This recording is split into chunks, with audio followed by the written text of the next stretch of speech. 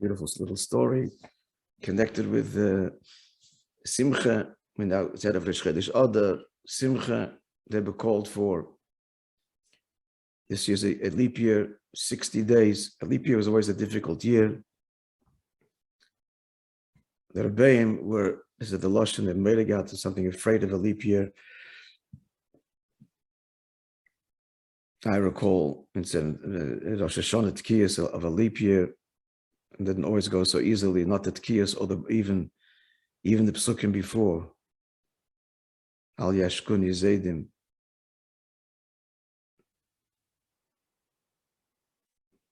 What's the Inyan? The Inyan is because a leap year is the alignment. Why is there a leap year? It's in order because there's a problem with the alignment of Mashpia Makabla we're learning about in the Maimer. And there's a greater need.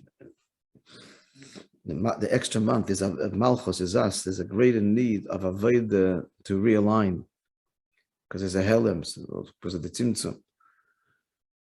So there's a double Avodah, as it were, in Malchus, an extra month, in order to achieve this Yichud. There's a Helem, a greater Helem, which obviously leads to the greater Aliyah, but it's a deeper Avodah. That's just in general.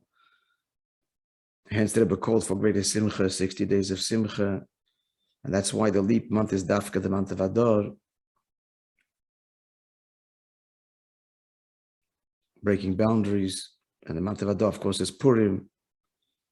It was the greatest concealment, the greatest threat to Knesset, to Am Yisrael, Knesset Yisrael. And then came the greatest Aliyah. So it's a big Avodah. So in that spirit of Simcha, Dafka Simcha, the following story in this little treasure, this book called Story Bites. I told you about the other book, In the Trenches, which is at a whole different level. Anyway, so here's their story. It's called The Reluctant Dancer. Every Friday afternoon, Rabbi Chaim Meir Buket, who was the Rosh Yeshiva of the Central United Lubavitch Yeshiva on the Ocean Parkway. He was a beloved figure, the father of the illustrious Buket family, Shluchim, all over the world. One of his sons has passed away in the last year, COVID. Shlich Eretz Yisrael, author of many Svarim. His youngest son is a friend of mine, Alti Buket in Lexington. Brilliant young man. He himself, this Chaim Meir Buket, I don't know his story, but he was a Polish background, and he was one of the many Polish Chassidim that became Lubavitcher, became Chassidim when the Fifth Rebbe was in Otwotsk in Warsaw.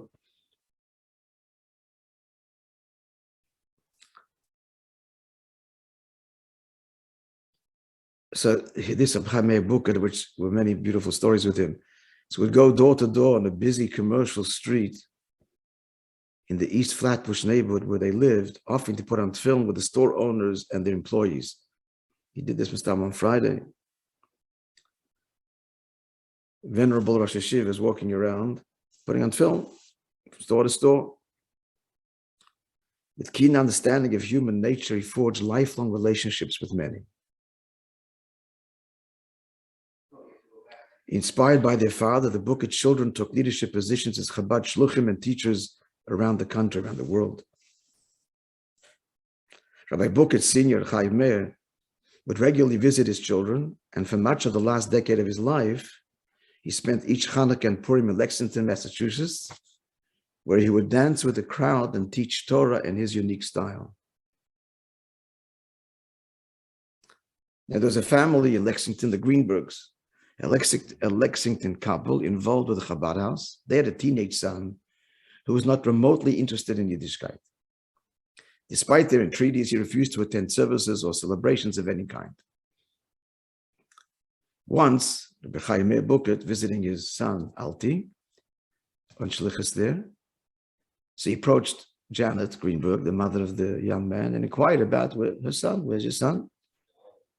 When she told him about his disinterest, the rabbi asked if he could, can I speak to the boy?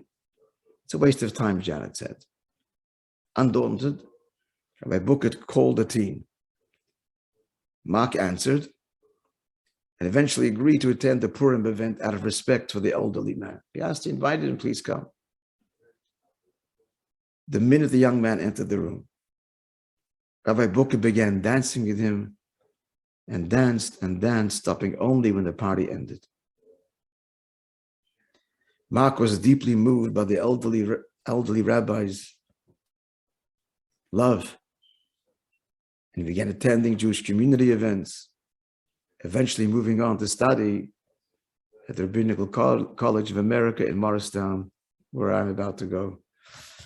The power of what, my friends? The power of simcha, when it comes from a heart overflowing with love.